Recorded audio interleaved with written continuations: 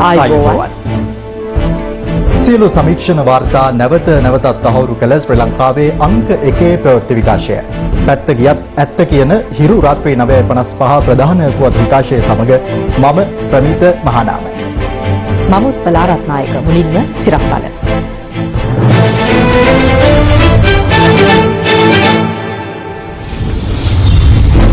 විජයග්‍රහණයේ රණවිරු සැමරුමේදී ජනපතිගෙන් රණවිරුවන්ට සහතිකයක්. අපේ රටට අසාධාරණයක් වන ආකාරයට ජාත්‍යන්තර ආයතනයක් හෝ සංවිධානයක් කටයුතු කරනවා නම් සමාජිකත්වයෙන් ඉවත් කර ගැනීමට මා කිසිවිටකත් පසුබට වන්නේ නැහැ. මෙරට කොරෝනා ආසාදිතයන් දහසෙක්මවයි. කළුගෙන් නිල්වලා පිටාර කළයි. රත්නපුරේ කුඩා දරුවෙක් ඇතුළු දෙදෙනෙක් පස් කඳුවලට බිලිවේ. රජයේ වියදමින් මන්නාරමට ඡන්දදායකයන් ප්‍රවාහනය කිරීම පිළිබඳ මංගලගෙන් අදත් CID ප්‍රශ්න කරයි. පළාත් අතර බස් ධාවනය හෙට ආරම්භයි.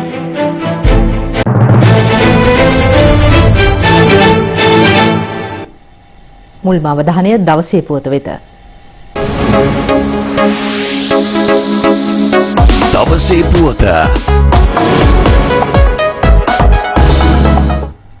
රට වෙනුවෙන් අසීමිත කැපකිරීම කළ රණවිරුවන් පීඩාවට පත් කිරීමට කිසියම් ජාත්‍යන්තර ආයතනයක් හෝ සංවිධානයක් අකණ්ඩව කටයුතු කරන්නේ නම් එහි සමාජිකත්වයෙන් ඉවත් වීමට Taman කිසිසේත් පසුබට නොවන බව ජනාධිපති ගෝඨාභය රාජපක්ෂ මහතා පවසනවා. ජනාධිපතිවරයා මේ බව සඳහන් කළේ විජයග්‍රහණයේ 11 වැනි සැමරුම වෙනුවෙන් පැවති ජාතික රණවිරු සැමරුම් උත්සවය අමතමින්.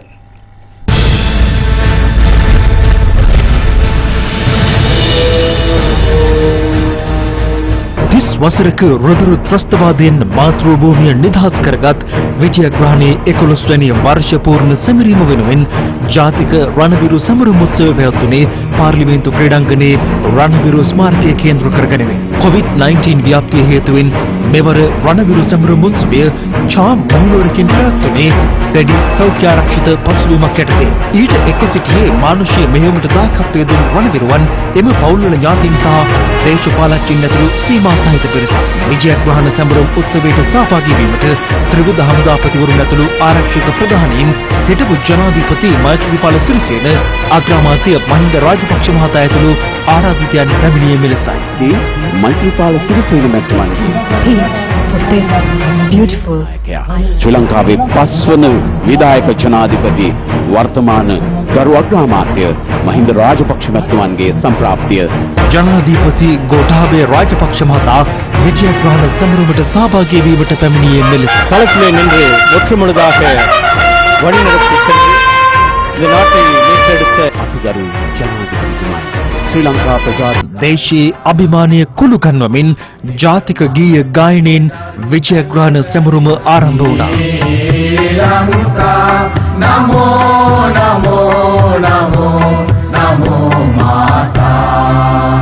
මව්බිම වෙනුවෙන් දෙවිපිදු රණවිරුවන් අනුස්මරණය කරමින් විනාඩි 2ක නිශ්ශබ්දතාවයක් පැවැත්වුණේ ඉන් අනතුරුවයි.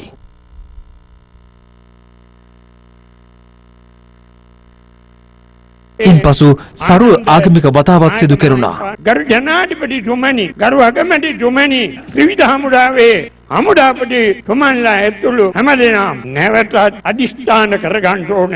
ඒ මහා ව්‍යසනය ලංකාවෙන් මෙහෙම තුරන් කළත් ලෝකේ වෙනත් අය ඒවට අතහිත දෙමින් ඒව නැවත නැගී සිටවන්නට කටයුතු කරනවා. මෙන්න මේ තත්වය අපි කෙසේ හෝ මුලින් උඩා දැමිය යුතුයි. නැවත ඔවුන්ට හිස ඔසවන්නට තබන්නට එපා. වසර 30ක් වැනි කාලයකට පසු නිදහස් ස්වාධීන මැතිවරණ පැවැත්වීමට සුදුසු වාතාවරණයක් ඇති කර ප්‍රජාතන්ත්‍රවාදය තහවුරු කරනු ලැබුවා. මේ රටේ ඕනෑම පුරවැසියෙකුට බාධාවකින් තොරව නිදහසේ ගමන් කරන්නට හැකි වාතාවරණයක් යලි උදා කර දුන්නා. භීෂණයෙන් වෙලී තිබූ රටට සාමය උදා කිරීම සඳහා අපේ රණවිරුවන් හවුන්ගේ පවුල් විශාල කැපවීමක් පරිත්‍යාගයක් කළා. යුද්ධය යනු රෝසමල් යහනාවක් නොවේ. විශේෂයෙන්ම නීතිය පිළිනොගන්නා ලෝකයේ බිහිසුණුම ත්‍රස්තවාදීන් කණ්ඩායමක් සමග සටන් කිරීමේදී රණවිරුවන්ට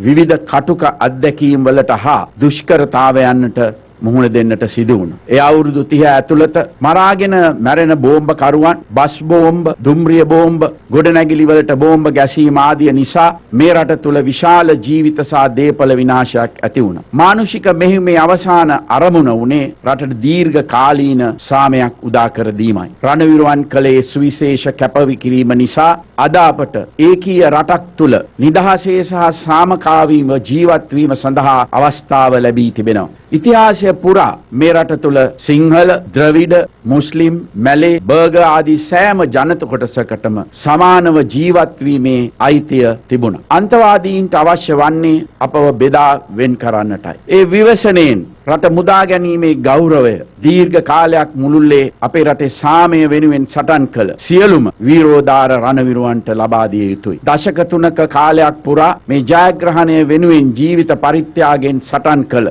ජෙනරාල් කොබ්බෑකඩුව, ජෙනරාල් විජය විමලරත්න ඇතුළු සියලු රණවිරුවන් අප මේ අවස්ථාවේදී තා ගෞරවයෙන් සිහිපත් කරනවා. යුද හමුදාවේ අවුරුදු 20ක සක්‍රීය සේවයේ යෙදුණු නිලධාරියෙකු ලෙසත් පසුව දසවසරක් ආසන්න කාලයක් ආරක්ෂක ලේකම්වරයා ලෙසත් පුරවැසියෙකු ලෙසත් අපේ රණවිරුවන් කළ කැපකිරීම පිළිබඳව හොඳ අවබෝධයක් තිබෙනවා. යුද්ධයේ වේදනාව මම හොඳින් හඳුනනවා. ඒ නිසා විශාල පරිත්‍යාගයක් කොට සමස්ත ශ්‍රී ලංකාක ජනතාවට සාමය උදා කොට දුන් අපේ රණවිරුවන්ට හිමි තැන හා ගෞරවය නැති කිරීමට ගන්නා උත්සාහයන්ට මම කිසිදු ඉඩක් ලබා දෙන්නේ නැහැ. ලෝකේ බලවත්යයි හඳුන්වන රටවල් වල නායකින් පවා පැහැදිලිවම Tamanගේ රටේ රණවිරුවන්ට විරුද්ධව කිසිදු ක්‍රියාමාර්ගයක් ගැනීමට ඉඩ ලබා නොදෙන බව ප්‍රකාශ කරන තිබෙන අවස්ථාවක අපි වගේ කුඩා රටක මේ තරම් කැපවීමක් කළ රණවිරුවන් අනවශ්‍ය පරිදි පීඩනයකට පත් කරන්නට මා කිසිවිටකත් ඉඩ දෙන්නේ නැහැ. ඒ අනුව අපේ රටට අසාධාරණයක් වන ආකාරයට යම්කිසි ජාත්‍යන්තර ආයතනයක් හෝ සංවිධානයක් දිගින් දිගටම කටයුතු කරනවා නම් එම ආයතනය හෝ සංවිධානවල සමාජිකත්වයෙන් ශ්‍රී ලංකාව ඉවත් කර ගැනීමට මා කිසිවිටකත් පසුබට වන්නේ නැහැ.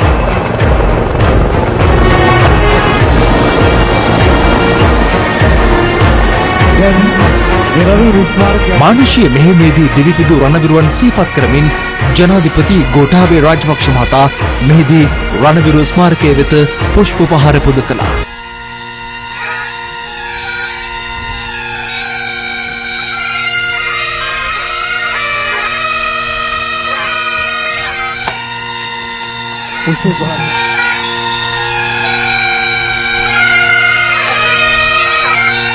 රට දැය සුරක්ෂිත කිරීම වෙනුවෙන් රණබිමේ සටන් බෙද දිවිපිදු රණවිරුවන්ගේ දෙමාපියන් බිරින්දෑවරුන් ඇතුළු ඥාතීන් රණවිරු ස්මාරකයේ වෙත පුෂ්ප පහර දක්වන අවස්ථාව වඩාත් සංවේදී වුණා.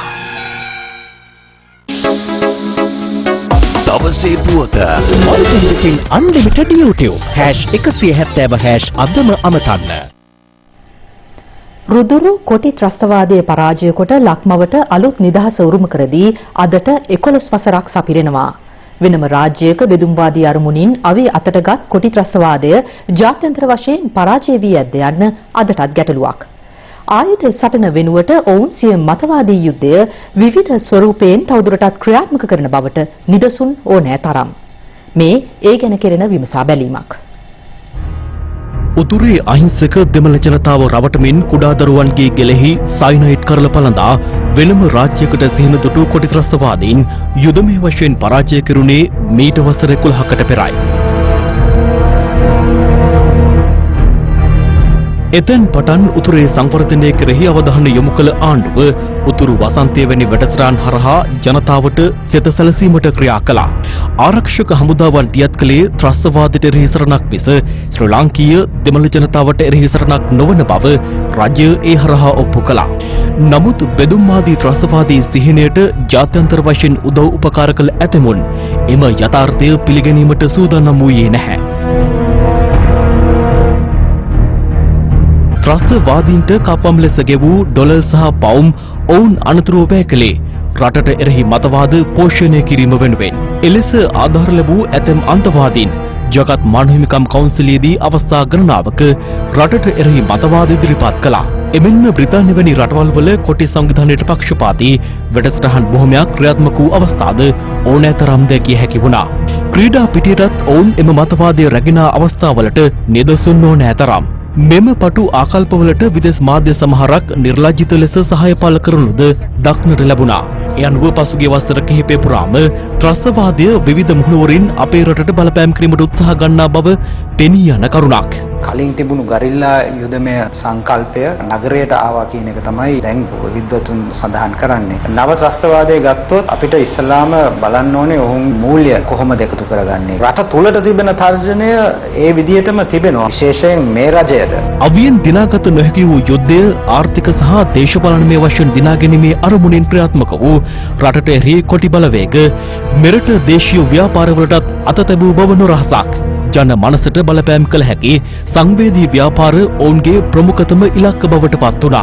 ඇන්ටි මනි ලොන්ඩරින් සහ කවුන්ටරින් ටෙරරිස්ට් ෆයිනෑන්සිං CTF මේ දෙක ශක්තිමත් නොකරන රටවල් ගොඩාක් ප්‍රශ්න වලට මුහුණ දෙනවා. මොකද මොවුන්ට විශාල මුදල් අවශ්‍යයි. රටේ තිබෙන මූල්‍ය පාලකවරුන් දැනගන්න ඕනේ මනි ලොන්ඩරින් කවුන්ටරින් ටෙරරිසම් අතින් කොහොමද අපි ඉදිරියෙන් සිටිය යුත්තේ කියලා. නව ත්‍රස්තවාදය ජය ගන්න නම් අපි ඉදිරියෙන් සිටින්න ඕනේ. ඔය මුදල් වලින් ජාතික ආරක්ෂාවට වෙන ප්‍රශ්න පිළිබඳව කතා කරලා නැහැ. සංනිවේදන සහ තොරතුරු තාක්ෂණ ක්ෂේත්‍රවල ආයෝජනයන් සිදු කරමින් වෙනම රාජ්‍ය සංකල්පය වෙනත් මුහුණුවරින් ක්‍රියාත්මක කිරීමටයි මේ බලවේග උත්සාහ කළේ. ආරක්ෂක හමුදාවන්ට මානව හිමිකම් චෝදනා එල්ල කිරීම, අතුරුදන් වූවන් පිළිබඳ ගැටලු ජාත්‍යන්තර වශයෙන් මතු කිරීම වැනි උපක්‍රම භාවිත කළත් ලක් රාජ්‍ය හා ආරක්ෂක හමුදාවන් දියත් කළේ ත්‍රස්තවාදයට එරෙහි සටනක් බව මෙවන විට ලොව හමුවේ ඔප්පු වී හමාරයි. කෙසේ වෙතත් LTT අරමුදල් සපයන්නන්ගේ සටකපට උපක්‍රම බැලවින් හඳුනාගෙන කටයුතු කිරීම සියලු දෙනාගේ වගකීමක්ද වනවා.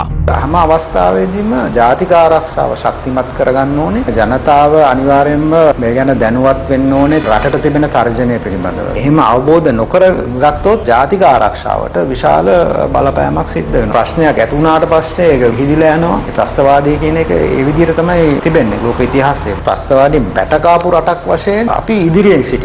එම පහත් උත්සාහයන් ප්‍රතික්ෂේප කරමින් අනාගත ශ්‍රී ලංකාව මතවාදී මුහුණුවරින් පැමිණෙන කොටි ත්‍රස්තවාදී අවධානමින් බේරා ගැනීම අප සියලු දෙනා සතු අභියෝගයක්.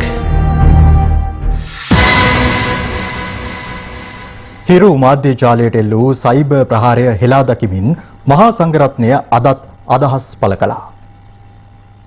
අපිට 2009 පරාජය කරන්න පුළුවන් වුණේ LTTE යුද්ධයේ පමණයි. වෙනත් විදිහකින් කියනවනම් සන්නද්ධ අරගලේ ජයග්‍රහණය කරන්න පුළුවන් වුණාට මතවාදී අරගලේ තාමත් එහෙමම දියත් වෙනවා. මම දැක්කා හිරු රූපවාහිනියේ වෙබ්සයිට් එකට සයිබර් ප්‍රහාරයක් එල්ල කරලයි කියලා LTTE එකට සම්බන්ධ කණ්ඩායමක් විසින්. ඒතර අපිට පේනවා අදට රට ජාතිය වෙනුවෙන් යම්කිසි මාධ්‍යයක් කතා කරනවා නම් ඔවුන්ට නිරන්තරයෙන්ම ප්‍රහාර එල්ල වෙනවා. අපිට මතකයි කාලයක් හිරුවට විරුද්ධව කැලෑපත්තර ගැහුවා. තව කාලයක් හිරුට විරුද්ධව කොළඹ පුරාවටම පෝස්ටර් එළෙව්වා. තව කාලයක් යහපාලන ආණ්ඩුවේ මැති ඇමතිවරු හිරු මයික් එක සහ මාධ්‍යවේදියෝ දකිනකොට කිසිදු ප්‍රශ්නයකට උත්තර දෙන්නේ නැතුව පැනලා යනවා. හිරු මාධ්‍ය ජාලයට ඉතිහාසයේ පුරාවටම අවි අමෝරාගෙන ආවා. ඒ අවි අමෝරාගෙන ආපු තවත් එක් අවස්ථාවක් තමයි LTT සයිබර් ප්‍රහාරකයන් විසින් මේ හිරු වෙබ් අඩවියට පහර දෙන්නේ. හිරු මාධ්‍ය ජාලය මේ සමස්ත ලාංකිකයන්ටම සමබර ප්‍රවෘත්ති ලබා දෙන මාධ්‍ය ජාලයක්. විශේෂයෙන් බුදුදහමට යම් යම් අවස්ථාවන් වලදී එල්ලවන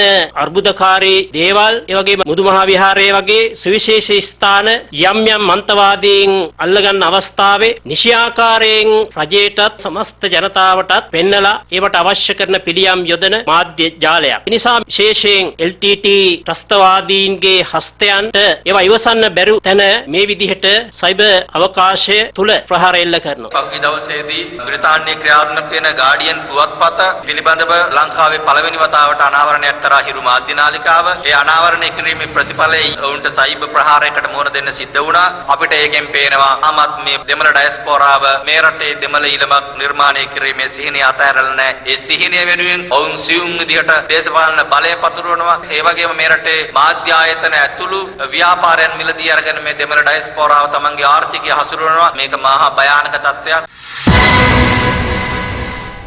අයහපත් කාලගුණයත් සමග රත්නපුර දිස්ත්‍රික්කයේ සිදු වූ පස්කඳු කඩාවැටීම් දෙකකින් වයස අවුරුදු 9ක දරුවෙකු සහ කාන්තාවක් ජීවිතක්ෂයට පත් වුණා. මේ අතර ගින්ගඟේ ජල මට්ටම තවලම ප්‍රදේශයෙන් මහ ගම් වතුර මට්ටම ඉක්මවා ගිය අතර කළුගඟ රත්නපුරයෙන් සහ නිල්වලාගඟ පිටබැද්දර ප්‍රදේශයෙන් සුළු ගම් වතුර මට්ටම ඉක්මවා ගියා. අම්ෆන් සුළුකුණාටුවේ බලපෑමෙන් දිවයිනේ ප්‍රදේශ රැසකට ඉදිරි පැය 24 තුළ මිලිමීටර 100 ඉක්ම වූ තද වැසි අපේක්ෂා කරන බව කාලගුණ විද්‍යා දෙපාර්තමේන්තුව පවසනවා.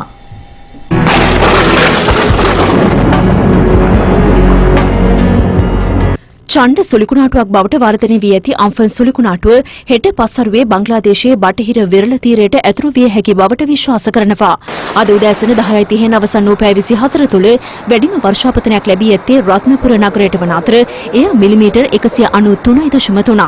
වර්ෂාව සමග ඇති වූ තද සුළං තත්ත්වයක් හේතුවෙන් රත්නපුර උසාවි සංකීර්ණයේ ඉදිරිපිටට ගසක් කඩා වැටීමෙන් රත්නපුර කොළඹ ප්‍රධාන මාර්ගයේ ගමනාගමනයට අද පෙරවරුවේ බාධා එල්ල වුණා. එමෙන්ම රත්නපුර ලේල්ලුපිටිය බැරන්දුව ප්‍රදේශයේ වෙළඳ සැලක් මතට පස්කණ්ඩියක් කඩා වැටීමෙන් 30 හැවිරිදි කාන්තාවක් ජීවිතක්ෂයට පත් වූ බව පොලිසිය සඳහන් කළා. රත්නපුර වේවැල්වත්ත උතුරු කන්ද ප්‍රදේශයේ නායාම හේතුවෙන් වයස අවුරුදු 9ක දරුවෙකුද ජීවිතක්ෂයට පත්ව තිබෙනවා. මේ අතර පවතින අයහපත් කාලගුණ තත්ත්වයේ හමුවේ කළුකංගේ ජල මට්ටම ඉහළ යාම හේතුවෙන් රත්නපුර ඇලපාත කිරියැල්ල අයගම ප්‍රාදේශීය ලේකම් කොට්ටාශවල පහත් බිම් ජලයෙන් යටව තිබෙනවා. මේ රත්නපුර ප්‍රදේශයේ රත්නපුර නගරයේ මෙන්ම නිවාස අතුරු මාර්ග ඇතුළු පහත් බිම් රසක් ජලයෙන් යටව පවතිනවා.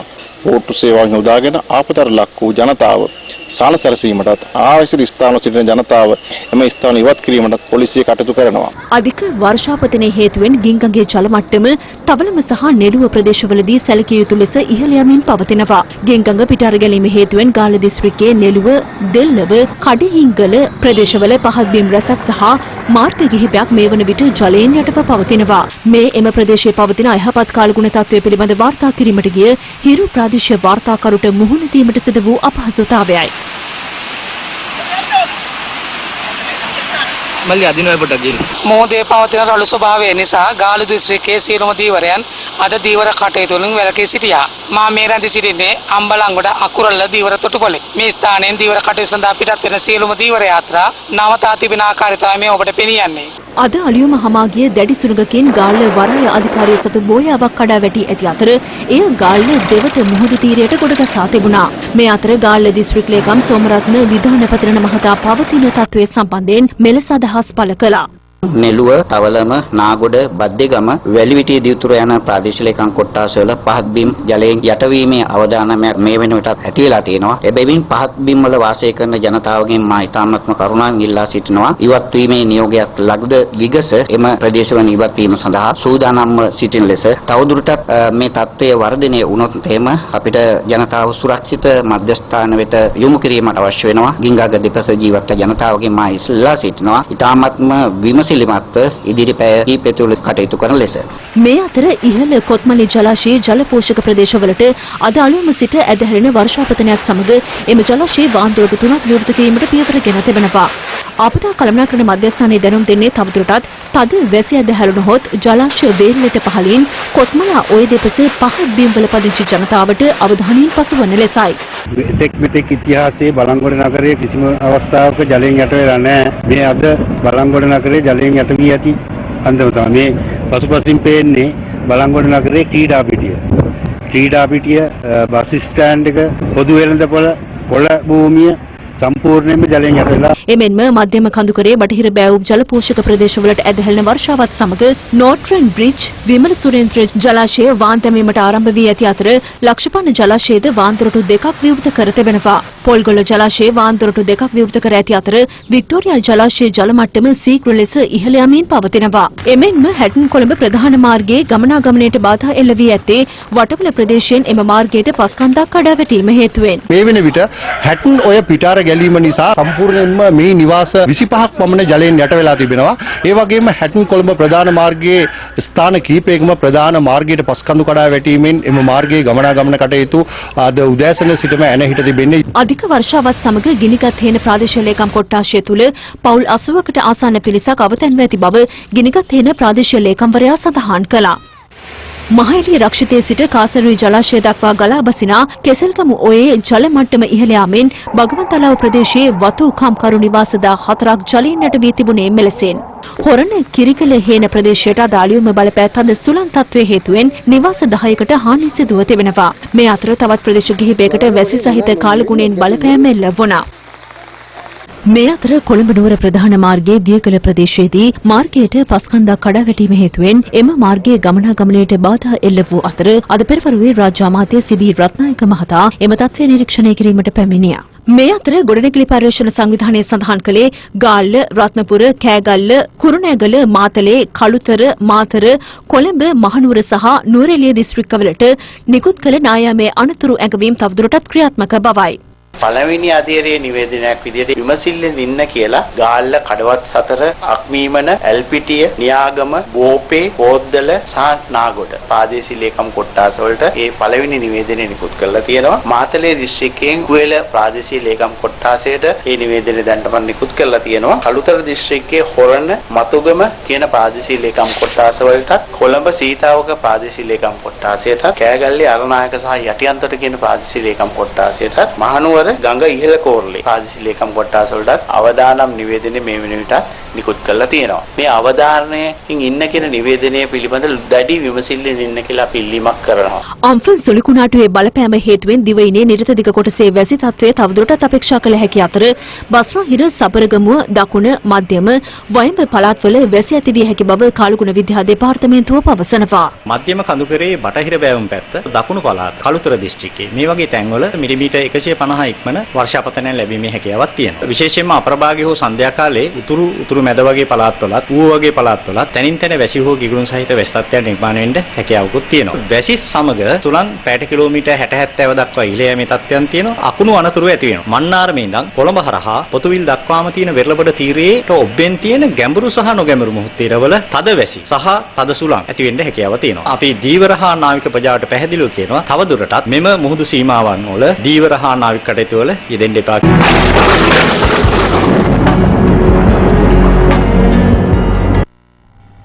හිටපු මුදල් අමාත්‍ය මංගල සමරවීර මහතා අද දෙවන දිනටත් අපරාධ පරීක්ෂණ දෙපාර්තමේන්තුව හමුවට කැඳවා තිබුණා.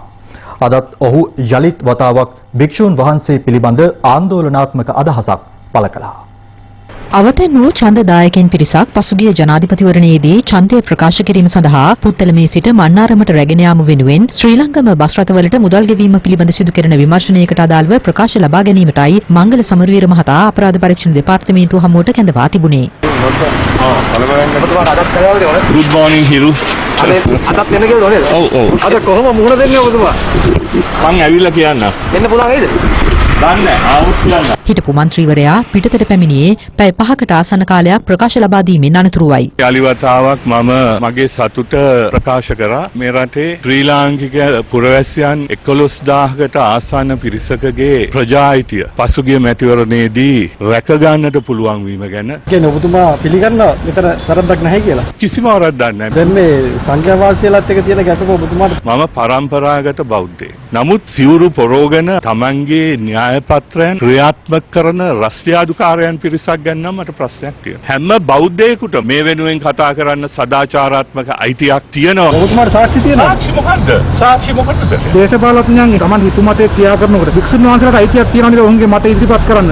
නෑ මොකද භික්ෂුන් වහන්සේලා ඉන්නේ ශාසනය ආරක්ෂා කරන්න මිසක් රට පාලනය කරන්න නෙමෙයි. අන්න ඒක පැහැදිලිව මතක තියාගන්න. හරියට හෝ වැරදියට රට පාලනය කරන්න දේශපාලඥයන් බිහි වෙනවා. නමුත් ඔය සිවුරු දාගත්ත මේ රස්තියාදුකාරයෝ අද මුළු රටම දන්නවා. ජයග්‍රහණයට අවුරුදු 11ක් නේද? ඔබතුමාට ආරාධනා කරේ නැද්ද? මේක සමරන්න ඕන ජයග්‍රහණයක් නෙමෙයි. දෙපැත්තෙන් මැරුණේ ශ්‍රී ලාංකිකයෝ. අපේ වීරෝදාර රණවිරුවනුත් අපේ කොල්ලෝ ප්‍රභාකරන්ගේ බලහත්කාරකම් වලට උතුරේ මැරුණ ශ්‍රී ලාංකීය කොල්ලෝ. ඒ දේ සමරනවා නෙමෙයි අපි ඒ යුද්ධෙන් පාඩම් ඉගෙන මේ රට යලි යුද්ධයක් ඇති නොවෙන්න කටයුතු කරන්න ඕන මොහොතක් තමයි දැන් ඇලඹිලා තියෙන්නේ. මේ අතර මංගල සමරවීර මහතා බුදුදහමට අපහාස වන ආකාරයෙන් ප්‍රකාශ සිදු කරන බවට පැමිණිල්ලක් ඉදිරිපත් කිරීම සඳහා සිංහලයේ ජාතික සංවිධානය අද පොලිස් මූලස්ථානයට පැමිණියා. රට ජාතිය සම්බුද්ධ ශාසනය වෙනුවෙන් හඬ නගන භික්ෂුන් වහන්සේලාට තමයි මේ අපහාසාත්මක ප්‍රචාර එල්ල කරන්නේ මෙයා. මහානායක හිමිවරුන්ගෙන් අපි බොහොම කාරුණිකව ඉල්ලනවා මේ සම්බන්ධව ඔබ වහන්සේලා කතා කරන්න. දකුණේ ජනතාවෙන් ඉල්ලනවා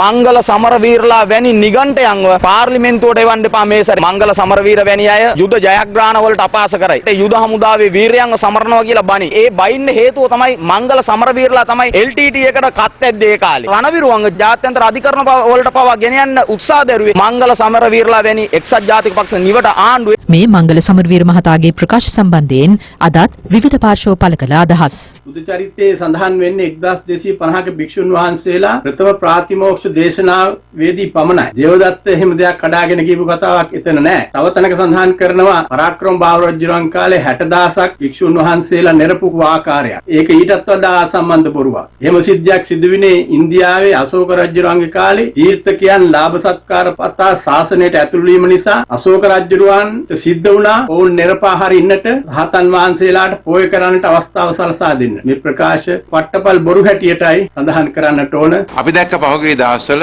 නිර්වස්ත්‍රං පරමං සුඛං කියන මාතෘකාව යටතේ නාට්‍ය නිෂ්පාදනය කරනවා. ඒ වගේම තරුවන් සරණයි කියලා තවත් නාට්‍යයක්. එතකොට නිහොන් සැප ලැබේවා කියලා තවත් නාට්‍යයක්. ඉතින් මේ විකෘතිය වැනි බෞද්ධ විරෝධී කටයුතු කරනකොට මංගල සමරවීර මහත්මයාට එරෙහිව ඇත්ත වශයෙන්ම කණ්ඩායම් පෙනී හිටියා, නැගී සිටියා. ඒ කණ්ඩායම් වලට මල්ලතු අස්ගිරි, අමරපුර රාමඤ්ඤ, මහානායක මාහිමියන් වහන්සේලාත් ඇතුළත් කියන එක තමයි කියන්න තියෙන්නේ. අපි දන්නවා 1999 මංගල සමරවීර බුදුරජාණන් වහන්සේගේ බෙල්ලෙන් අල්ලගෙන යන ඡායාරූපයක් තියෙනවා. අඩුම තරමේ කුංචි දරුවෙක්වත් කරන්න නැති වැඩක්. එනිසා මංගල සමරවීරලා තක්කඩි පාහර චරිත මේ දේශපාලන දේහයෙන් අතු ගාලා දැමිය යුතුමයි. විජාතික බලවේගයන් වල විජාතික රූකඩයන් වලට විරුද්ධ වෙන භික්ෂූන් වහන්සේලා සංඝ කල්ලියක් විදියට හඳුන්වලා මොකක් හරි ලේබල් එකක් ගහලා සමාජයෙන් පැත්තකට කරලා තියාගත්තොත් සමාජයේ මිනිස්සු භික්ෂූන් වහන්සේලා පිළිබඳ උසිගැන්නුවොත් මිනිස්සු ඒ පිටිපස්සේ දුවනකොට මංගල සමරවීරලට ඔවුන්ගේ අවශ්‍යතාවය ඉටු කරගන්න පුළුවන්. ඒ වගේම අපි සජිත් ප්‍රේමදාස මහත්තයා ඇතුළු සමගි ජන බලවේගයෙන් අහන්න කැමති සමගි ජන බලවේගයේ රටේ භික්ෂූන් වහන්සේලා සම්බන්ධව නිල නිවේදනයේද මේ මංගල සමරවීර මහත්තයා ප්‍රකාශ කරමින් ඉන්නේ. මේ පාර මැතිවරණයෙන් මාතර දිස්ත්‍රික්කයේ මිනිස්සු පරාජයට පත් කරාට පස්සේ සමරවීර මහත්තයාට සිද්ධ වෙන්නේ නන්දොඩෝ සංඝ කල්ලි කියන පාපතර වාක්‍ය කිය ඔළුව හැරිච්ච ඇතේ යන්න. ඒ වගේ කෙනෙකුගෙන් ඔය වගේ ප්‍රකාශ හැරෙන්න ඊට වඩා වැදගත් කමින් යුතු ප්‍රකාශ බලාපොරොත්තු වෙන නරකයි. මේ පළවෙනි වතාව නෙමෙයි. එතුමා කට අරපු දවසේ ඉඳලා සංඝ රත්නයේට සහ රණවිරුවන්ට සහ අපේ රටට ගරහන එකමයි කෙරුවේ. මේ කරන්නේ මහා ආනන්තරීය පාප කර්මයක්. අපි දන්නවා මාතර පළාතේ ඔබ සංඝ කල්ලි හදන්න උත්සාහයක් දරනවා. ඔබගේ ජඩ දේශපාලන කටයුතු සඳහා මාතර ප්‍රදේශයේ පන්සල් වලට වෙනම ගිහිල්ලා මාධ්‍ය ආයතන වලට විරුද්ධව ප්‍රකාශ නිකුත් කරන්න සංඝයා වහන්සේලාට මුදල් දෙන්න පොරොන්දු වෙලා පන්සල් ඉදිරි කරන්න මුදල් දෙන්න පොරොන්දු වෙලා මේ ඉන්දිත තත්වයට පත් වෙලා තියෙනවා. මහමැතිවරණය ලබන ජුනි මාස 20 වෙනිදා පැවැත්වීමට මැතිවරණ කොමිසම නිකුත් කර තිබෙන ගැසට් නිවේදනය සහ පාර්ලිමේන්තුව විසිරුවා හැරීමේ ගැසට් නිවේදනය බල රහිත කරන ලෙසට ඉල්ලා ගොනු කර ඇති මූලික අයිතිවාසිකම් පෙත්සම් සලකා බැලීම හෙට දක්වා කල් දැමීමට ශ්‍රේෂ්ඨාධිකරණය අද නියෝග කළා. එම පෙත්සම් දෙවන දිනට සලකා බැලීමෙන් අනතුරුවයි. පාර්ශව කිහිපයක් විසින් ඉදිරිපත් කර ඇති මෙම පෙත්සම් මට අගවිනිසුරු ජයන්ත ජයසූරිය මහතා ප්‍රමුඛ පංච පුද්ගල ශ්‍රේෂ්ඨාධිකරණ විනිසුරු මඩුල්ලක් හමුවේ ඊයේ සිට සලකා බැලෙනවා. අදත් සිදු කරුණේ පෙත්සම්කාර පාර්ශවයේ කරුණු දැක්වීම වන අතර පෙත්සම්කරුවන් වෙනුවෙන් පෙනී සිටි නීතිඥයින් පෙන්වා දුන්නේ මහමැතිවරණයක් ප්‍රකාශයට පත් කරමින් ජනාධිපතිවරයා ගැසට් නිවේදනයක් නිකුත් කළ පසු මාස 3ක් තුළ නව පාර්ලිමේන්තුව රැස්විය යුතු බවයි. නමුත් වත්මන් පසුබිම තුළ ජූනි මාස 2 වෙනිදා වන විට මැතිවරණයක් පවත්වා නව පාර්ලිමේන්තුවක් රැස්විය නොහැකි නිසා ජනාධිපතිවරයා නිකුත් කළ ගැසට් නිවේදනය බල රහිත වන බව ඔවුන් අධිකරණය හමුවේ ප්‍රකාශ කළා.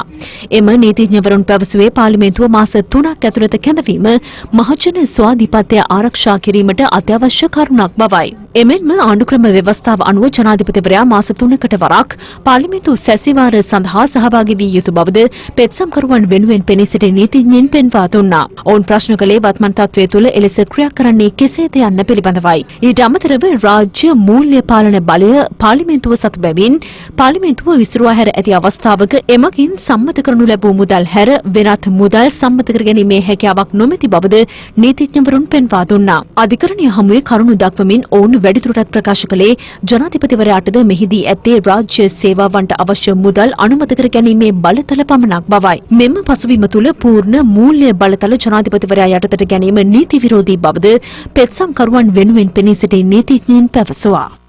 හෙට දින ඉඳලා වගඋතුරකරුවන්ගේ දේශනාව සවන් දෙනවා කියලා අධිකරණ අපිට දැනුම් දුන්නා. මැතිවරණ කොමසාරිස්වරයා වරුන් තමයි පළමුවෙන්ම දේශනා කරන්නේ. එක පැත්තකින් නාම යෝජනා නීත්‍යානුකූල නොවන ලෙස එක්සත් ජාතික පක්ෂයේ සමගි ජන බලවේගී නඩුවක් දාලා තියෙන අවස්ථාවක තව පැත්තකින් ඒ කණ්ඩායම ඇවිල්ලා මැතිවරණේ කල් දාන්න කියන තත්ත්වයන් නිර්මාණය වෙලා තියෙනවා. මේක හරිම විහිළු සහගතයි. ඒතන අපිට පේන්න තියෙනවා මේ ස්ථාවර දෙකක් ගත්ත විරුද්ධවාදීන් කණ්ඩායමක් මේ රටේ ප්‍රජාතන්ත්‍රවාදයට අද අකුල් හෙලන තත්ත්වයක් තියෙනවා. ශ්‍රී ලංකා නිදහස් පක්ෂයේ උපසභාපති මහින්ද සමරසිංහ මහතාගේ පක්ෂ සමාජිකත්වය සහ කළුතර දිස්ත්‍රික් සංවිධායක ධුරය අහෝසි කිරීමට එම පක්ෂයේ මධ්‍යම කාරක සභාව තීරණය කර තිබෙනවා. කෙසේ වෙතත් මහින්ද සමරසිංහ මහතා පැවසුවේ තමන් මේ වන විටත් ශ්‍රී ලංකා පොදු ජන පෙරමුණේ සමාජිකත්වය ලබාගෙන අවසන් බවයි. මේ සම්බන්ධයෙන් අප කළ විමසීමකදී ශ්‍රී ලංකා නිදහස් පක්ෂ මහලේකම් දයාසිරි ජයසේකර මහතා පැවසුවේ මහින්ද සමරසිංහ මහතා පක්ෂ සමාජිකත්වයෙන් සහ කළුතර දිස්ත්‍රික් කණ්ඩායම් නායකත්වයෙන් ඉවත් කළ බවයි. දිස්ත්‍රික් කණ්ඩායම් નાයකයා ලෙස එච්.ආර්. මෙන්ඩිස් මහතා පත් කිරීමට පක්ෂ නායකත්වය තීරණය කර තිබෙනවා. ශ්‍රී ලංකා නිදහස් පක්ෂයේ මගේ පක්ෂ සමාජිකත්වය අහෝසි කරනවා කියන එක ඇත්ත වශයෙන්ම විහිළුවක්. මොකද සමාජිකයෙක් නොවන කෙනෙකුව සමාජිකත්වයෙන් අහක් කරන්න බෑ. මම ඡන්දය ඉල්ලන්නට පෙර ශ්‍රී ලංකා පොදු ජන පෙරමුණේ නිර්මාතෘ බැසිල් රාජපක්ෂ ඇමතුමාගේ අතින් සමාජිකත්වය අරගෙන ශ්‍රී ලංකා පොදු ජන පෙරමුණේ අපේක්ෂක ලයිස්තුවේ මම තරම් කරන්නේ. මේ අතර ජනාධිපතිවරයාට රට ඉදිරියට ගෙන යාම සඳහා මහමැතිවරණය පවත්වා නව පාර්ලිමේන්තුව කැඳවිය යුතු බව හිටපු ජනාධිපති මෛත්‍රීපාල සිරිසේන මහතා ශ්‍රී ලංකා නිදහස් පක්ෂ මූලස්ථානයේ පැවති ප්‍රවෘත්ති සාකච්ඡාවේදී සඳහන් කළා. පාර්ලිමේන්තුව නැතුව රටකට ඉස්සරහට යන්න බෑ. කොරෝනා තත්ත්වය විශේෂයෙන් සැලකිල්ලට අරගෙන සෞඛ්‍ය විශේෂඥයින්ගේ උපදෙස් සහ මඟ පෙන්වීම් තුල මහමැතිවරණය පවත්වා පාර්ලිමේන්තුව අලුත් පාර්ලිමේන්තුව විදියට කැඳවීම ඉතාමත්ම අවශ්‍යයි. මගේ කාලයෙන් මම වැඩි කොටසක් කටයුතු කළේ පාර්ලිමේන්තුවේ සහයෝගයක් මට ලැබුවා. ඒ තුල ආණ්ඩුවේ කොච්චර ප්‍රශ්න අර්බුද වුණාද, රටේ ප්‍රශ්න කොච්චර ව්‍යාකූල වුණාද කියන කාරණාව අතීතයේ මතක සටහන් සමග තිබෙනවා. දේශපාලන ස්ථාවරත්වයේ තුල පත්වෙච්ච ජනාධිපතිතුමාට රට විදියට ඉස්සරහට ගෙනියන්න අලුත් පාර්ලිමේන්තුව තාමත් අවශ්‍යයි. මේ මැතිවරණයේ කල් දැමීම මේ මැතිවරණ කොමිසම විසින් ගත්ත තීන්දුවක්. විපක්ෂයේ මැතිවරණයේ කල් දැමීම තුල රට අස්ථාවර කිරීමේ ක්‍රියාවලියකට සම්බන්ධ වෙලා තිබෙනවා. මේ කොරෝනා ආසායි තත්ත්වය තුල මැතිවරණයේ කල් දැමීම ජනතාවගේ පැත්තෙන් හිතලා කරන කාර්යභාරයක් වුණාට එහි දේශපාලන වැඩපිළිවෙල අනෙක් පැත්තෙන් විපක්ෂ විසින් ක්‍රියාත්මක කරන යනවා. ඒකට තමයි අපි අපේ විරෝධය දක්වන්නේ. ඒකට විරුද්ධව ආණ්ඩුවත් සමග ගත හැකි සියලුම ක්‍රියාමාර්ග ශ්‍රී ලංකා නිදහස් පක්ෂ විදිහට අපි ගන්නවා කියන කාරණේ මේදී මතක් කරන්න ඕනේ. මේ අතර මහමැතිවරණය පැවැත්වීමට අදාළ නිර්ණායක සකස් කර මැතිවරණ කොමිසම වෙත ලිඛිතව යොමු කිරීමට ශ්‍රී ලංකා නිදහස් පක්ෂය ඊයේ පක්ෂ මූලස්ථානයේ පැවති මධ්‍යම කාරක සභා රැස්වීමේදී තීරණය කර තිබෙනවා. මේ අතර මහමැතිවරණය පැවැත්වීම සම්බන්ධයෙන් ශ්‍රී ලංකා පොදු ජන පෙරමුණු පක්ෂ කාර්යාලය පැවති ප්‍රවෘත්ති සාකච්ඡාවේදී මෙලෙස අදහස් පළ වුණා. මැතිවරණ කොමිසමේ 3 දෙනාගෙන් එක්කෙනෙක් COVID-19 නෙවෙයි හෙම්බිරිස්සාවක්වත් නැති වෙලාවක උසාවි ගිය කෙනෙක් ඡන්ද එපා කියලා. මැතිවරණ කොමිසමේ රාජන් නූලේ ඉන්නේ වැඩේට. මුහන්දිරම් මහත්තයා යන්නේ අධිකරණයට. සුමන්දිර මහත්තයා. නියමිත දිනයට මැතිවරණය තිබ්බේ නැතිය.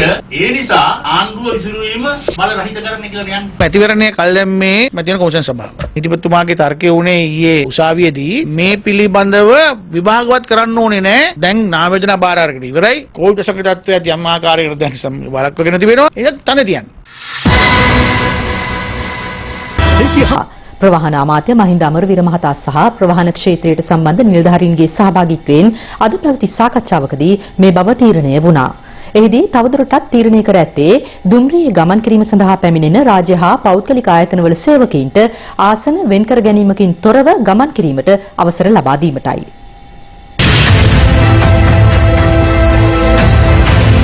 පොදු ප්‍රවාහන සේවා පවත්වාගෙන යාම සම්බන්ධයෙන් ප්‍රවාහන අමාත්‍ය මහින්ද අමරවීර මහතා සහ ප්‍රවාහන ක්ෂේත්‍රයට සම්බන්ධ නිලධාරීන්ගේ සහභාගීත්වයෙන් මෙම සාකච්ඡා පැවැත්වුණේ ප්‍රවාහන අමාත්‍යාංශයේදී. ඊට පොලිසිය සහ සෞඛ්‍යාංශ නිලධාරීන්ද එක්ව සිටියා. එහිදී පොදු ප්‍රවාහන සේවා ක්‍රියාත්මක කිරීම සම්බන්ධයෙන් නව තීරණ කිහිපයකට එළඹ තිබෙනවා.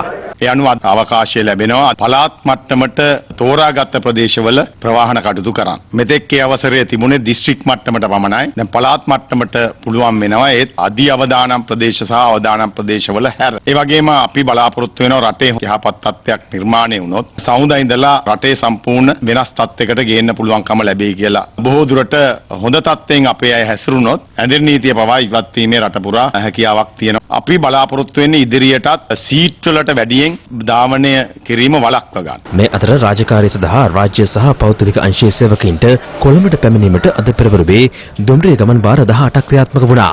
11500කට අධික පිරිසක් ආසන වෙන් කර තිබුණත් අදත් පෙරවරුවේ දුම්රිය භාවිත කර කොළඹට පැමිණ තිබුණේ පුද්ගලයන් 8955 දෙනෙකු පමණයි.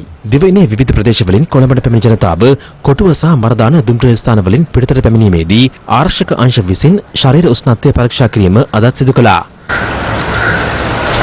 සෑම මගියෙකුම අපි විශේෂ පරීක්ෂාවකට ලක් කරලා දුම්රිය ස්ථානයේ ලියාපදිංචි කර ගැනීමක් කරනවා. දුම්රියෙන් ගමන් ගන්නා මගීන් තමන්ගේ දුම්රිය පිටත් වීමට නියමිත කාලයට පැය භාගයකටවත් කලින් පැමිණෙන ලෙස ඉතා කාරුණිකව ඉල්ලලා සිටිනවා. මේ අතර රාජකාරී කටයුතු සඳහා පැමිණෙන ජනතාවගේ ගමන් පහසුව සඳහා අදත් ලංකා ගමනාගමන මණ්ඩලයට අමතරව පෞද්ගලික බස් රථද සැලකිය යුතු ප්‍රමාණයක් සේවය යොදවා තිබුණා. අද පෙරවරු 6න් අවසන් වූ ගත වූ පැය 24 තුළ දෙවන පුරා ඇඳුරු නීතිය උල්ලංඝනය කළ පුද්ගලයන් 730 දෙනෙකු පොලිසිය විසින් අත්අඩංගුවට තිබෙනවා.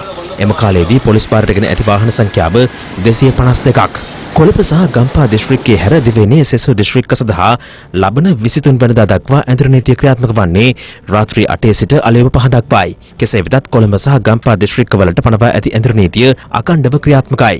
ඇඳුරු නීතිය ක්‍රියාත්මක දිස්ත්‍රික්කවල අත්‍යවශ්‍ය කටයුතු සඳහා බැහැරට යාම වෙනුවෙන් රජය හඳුන්වා දුන් ජාතික හැඳුනුම්පතේ අංක ක්‍රමවේද යටතේ හෙට දිනේ බැහැරට යාමට අවසර හිමිවන්නේ අවසන් අංකය 5 සහ 6 හිමි පුද්ගලයන්ටයි. ඇඳුරු නීතිය පැනවීමත් සමග සිය ගම්බිම් බලා යාමට නොහැකිව සිරවී සිටින ජනතාව යලි ගම්බිම් වෙත පිටත් කරවීමේ නවවන අදියර අද ගුණසිංහපුර සහ බැස්ටින් මාවත බස්නාතුම් පොළවල් ආශ්‍රිතව ක්‍රියාත්මක කරුණා. ඒ බස්නාර පළාත් ආණ්ඩුකාර marshal of the air force Roshan Gunathilaka සහ දේශබන්දු තෙන්නකෝන් යන මහත්තුරුන්ගේ ප්‍රධානත්වයෙන් කොළඹ නගරය තුළ සිටපු අය පළවෙනි වතාවට තමයි අද දවසේදී නැවත ගම්බිම් බලා යවෙන්නේ.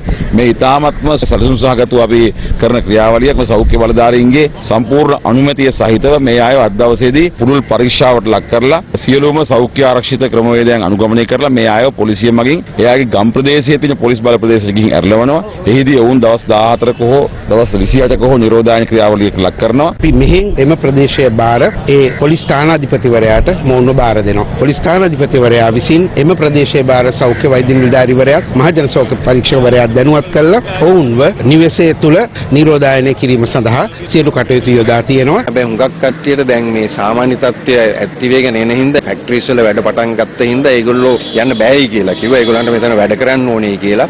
යන්න ඕනේ අය තමයි දැන් මෙතනට ඇවිල්ලා ගෙවල් වලට යන්නේ. ඒදී කොළඹ නගරය තුළ රැඳී සිටි පුද්ගලයන් 10කට අධික පිරිසක් සිය නිවස් වෙත පිටත් කර හැරුණේ මෙලෙසින්. අපි මාස ගාන මේ හිර වෙලා හිටියේ. අතිකරු ජනාධිපතිතුමාට පින් සිද්ධ වෙනවා මේකට. පීජේ මාත්‍යා කාවට ගියා. බොහොම කපේරෙලා පොලිස්ට ඇවිල්ලා කිව්වා පොලිස් මාතුරු අපිට අවස්ථාව ලැබලා දුන්නා. බොහොම සතුටු. කොහෙටද යන්නේද? පිටත් වෙන්නේ. ඉවරලිය වලසනේ. ගොඩක්ම සතුටයි මේ යන ලැබිච්ච එක ළමයි තියාගෙන කොළඹ ඉන්න බෑනේ. මම 3 days trip ආවා.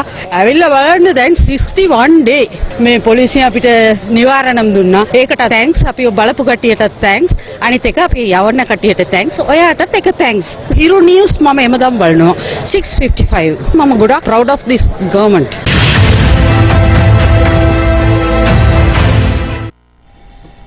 COVID-19 වෛරසය ආසාදනය වූවන් 10 දෙනෙකු අද දිනේත් පූර්ණ සුවය ලබා පිටව යාමත් සමග වෛරසය ආසාදනය වී සුවය ලැබූ සංඛ්‍යාව 569ක් දක්වා ඉහළ ගියා. මේ අතර සමස්ත ආසාදිතයින් ගණන 10 ඉක්මවා ගියේ තවත් COVID-19 ආසාදිතයින් 29 දෙනෙකු අද හඳුනා ගැනීමත් සමගයි. COVID-19 වෛරසය ආසාදිතව ප්‍රතිකාර ලැබූ 10 දෙනෙකු අද සුවය ලබා පිටව ගියා. අංගොඩ ජාතික බෝවන රෝග විද්‍යායතනයේ ප්‍රතිකාර ලැබූ ආසාදිතයින් 6 දෙනෙක් ඉරණවිල රෝහලෙන් සහ හෝමාගම මූලික රෝහලෙන් ආසාදිතයින් 2 දෙනෙකු බැගින් මෙලෙස පිටව ගොස් තිබුණා. මේ අතර COVID-19 වෛරසය ආසාදිත වූ තවත් පුද්ගලයන් 29 දෙනෙකු අද හඳුනා ගැනීමත් සමග මෙරටින් හමු වූ ආසාදිතයින් සංඛ්‍යාව 1021ක් දක්වා ඉහළ ගියා. COVID-19 සමස්ත ආසාදිත නාවික හමුදා සමාජිකයින් හා ආශ්‍රිතයින් 615 දෙනෙකුගෙන් මෙවර පිට නාවික හමුදා සමාජිකයින් 209 දෙනෙකුම පූර්ණ සුවය ලබා රෝහල් වලින් පිටව ගොස් අවසන්. ආසාදිතයින්ගෙන් වැඩි සංඛ්‍යාවක් කොළඹ දිස්ත්‍රික්කයෙන් හඳුනාගෙන ඇති අතර එම සංඛ්‍යාව 150ක්. කෙසේ වෙතත් මේ මාස 5 වෙනිදා මෝදර ප්‍රදේශයෙන් ආසාදිතයෙකු හඳුනා ගැනීමෙන් පසු මේ වන තෙක්ම කිසිදු ආසාදිතයෙක් කොළඹ දිස්ත්‍රික්කයෙන් හමු වී නැහැ. අප්‍රේල් මාස 30 වෙනිදායින් පසු මේ දක්වා කාලය තුල හඳුනාගත් සියලු ආසාදිතයින් නාවික හමුදා සමාජිකයින් සහ නිරෝධායන මධ්‍යස්ථානවල රඳවා සිටින පුද්ගලයන් වන අතර බාහිර සමාජයෙන් කිසිදු ආසාදිතයෙකු හඳුනාගෙන නොමැති බවයි සෞඛ්‍ය අංශය පවසන්නේ. දිවයින පුරා නිරෝධායන මධ්‍යස්ථාන 39ක පුජ්‍යලීන් 3444 දෙනෙකු තවදුරටත් නිරෝධායන වෙමින් සිටින අතර නිරෝධායන අවසන් කර සිය නිවෙස් වෙත ගොස් ඇති සංඛ්‍යාව 9704ක්. මේ අතර ලෝක සෞඛ්‍ය සංවිධානයේ 73 වෙනි සැසිවාරයේ ආරම්භ වූ අතර රටවල් 194ක නියෝජිතයින් වීඩියෝ තාක්ෂණය ඔස්සේ ඊට සම්මත වුණා. COVID-19 ගෝලීය වසංගතය පිළිබඳව මෙවර සමුළුවේදී වැඩි අවධානයක් යොමු කරනු අතර සෞඛ්‍ය අමාත්‍ය පවිත්‍ර වනරච්චි මහත්මිය සමුළුව අමතමින් ශ්‍රී ලංකාවේ COVID වසංගත පාලනයේ ප්‍රගතිය ගැන සමුළුව දැනුවත් කළා. COVID-19 වසංගත තත්ත්වය හේතුවෙන් මාස දෙකකට ආසන්න කාලයක් තායිලන්තයේ විවිධ නගරවල රැඳී සිටි ශ්‍රී ලාංකිකයින් 69 දෙනෙකු යලි දිවයිනට පැමිණියා. මේ අතර කුවේට් රාජ්‍යයේ සේවය කිරීමේ අවස්ථාව අහිමි වූ ශ්‍රී ලාංකිකයින් සඳහා ප්‍රකාශයට පත් කරනු පොදු සමාව හිමි වූ පළමු කණ්ඩායම අද පස්වරුවේ දිවයිනට පැමිණියා. ශ්‍රී ලාංකිකයින් 287 දෙනෙක් කුවේට් ගුවන් සේවයට අයත් ගුවන් යානයකින් අද පස්වරු 6:55ට කටුනායක ගුවන්තොටුපළට ළඟා වුණා.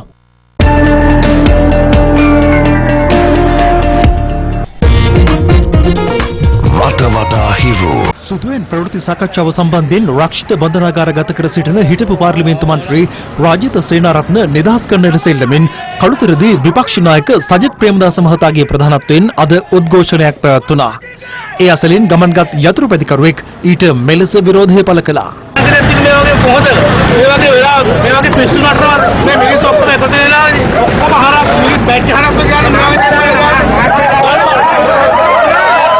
යුද්ධයේ මිය ගිය දෙමළවැසියන් සිහි කිරීම සඳහා උතුරු පළාත් සභා හිටපු මන්ත්‍රී එම්.කේ. සිවාජිලිංග මහතාගේ ප්‍රධානත්වයෙන් ඊයේ යාපනයේදී සැමරුමුත්‍රයක් පැවැත්වුණා. මේ සම්බන්ධයෙන් අද පැවති ප්‍රවෘත්ති සාකච්ඡාවකදී උදය ගම්මන්පිල මහතා අදහස් පළ කළා. දෙමළ බෙදුම් වාදයේ හෝ ඒවා ඕනෑම ආකාරයක බෙදුම් වාදයකට අනුබල දීම ආණ්ඩුක්‍රම ව්‍යවස්ථාවේ 157 ආවගන්තයේ යටතේ දඬුවම් ලැබිය හැකි වරදක්. කිසිම ආකාරයක ත්‍රස්තවාදයක් සැමරීමට කිසිම කෙනෙකුට ඉඩ නොදිය යුතුයි. එහෙම නැති වුණොත් ඊළඟට අප්‍රේල් මාසේ 21 වෙනිදාට සහරාන්ගේ කණ්ඩායම ඇවිල්ලා සහරාන් සැමරුමකුත් කරන්න ඉඩ තියෙනවා. පාස්කු ප්‍රහාරයට පෙර දින රාත්‍රියේ කටුවාපිටිය දේවස්ථානයේට ආරක්ෂාව ඉල්ලා සිටි බවට එවක කටාන පොලිස් ස්ථානාධිපතිවරයා ලබා දුන් සාක්ෂිය සම්බන්ධයෙන් කරුණු විමසීමට කටුවාපිටිය දේවස්ථානයේ එවක මේසම්භාරව කටයුතු කළ ලක්ෂ්මන් ශ්‍රීලාල් ෆොන්සේකා පියතුමා අද ජනාධිපති කොමිසම වෙත කැඳවා තිබුණා. කෙසේ වෙතත් කොමිසම හමුවේ සාක්ෂි ලබා දෙමින් පියතුමන් සඳහන් කළේ එවැනි ඉල්ලීමක් Taman අදාළ පොලිස්පතිවරයාගෙන් නොඉල්ලූ බවත් ප්‍රහාරයක් සම්බන්ධයෙන් දැනුවත්ව සිටියේ නම් සියලු දේව මෙහෙයන් අවලංගු කිරීමට පියවර ගන්නා බවයි. එක්සත් ජාතික පක්ෂ හිටපු පාර්ලිමේන්තු මන්ත්‍රී කවින්ද ජයවර්ධන මහතා සම්බන්ධයෙන් සමාජ මාධ්‍ය ජාලා ඔස්සේ සංසරණය වන අසභ්‍ය වීඩියෝ පටයක් සම්බන්ධයෙන් ප්‍රකාශයක් ලබා දීම සඳහා දෙවැනි දිනටත් ඔහු අද කොළඹ අපරාධ කොට්ටාශය හමුවේ පෙනී සිටියා. ඔහු විසින් කරන ලද පැමිණිල්ලක් අනුව බස්නාහිර පළාත් සභා හිටපු මන්ත්‍රීනි මල්ෂා කුමාරතුංග මහත්මියගෙන්ද කොළඹ අපරාධ කොට්ටාශය ඊයේ ප්‍රකාශ ලබා ගත්තා. ඉන්දියාවේ සිට බෝට්ටු මගින් මෙරටට ගෙන රුපියල් කෝටියක් පමණ වටිනා මුහුදු කුණ්ඩලයන් කිලෝග්‍රෑම් 762ක් සමග සැකකරුවන් 6 දෙනෙකු කල්පිටිය පොලිසිය මගින් අත්අඩංගුවට ගෙන තිබෙනවා.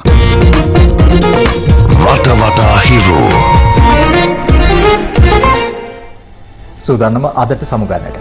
පැත්ත නොගත් අත්දැනගැනීමේ අයිතිය තවදුරටත්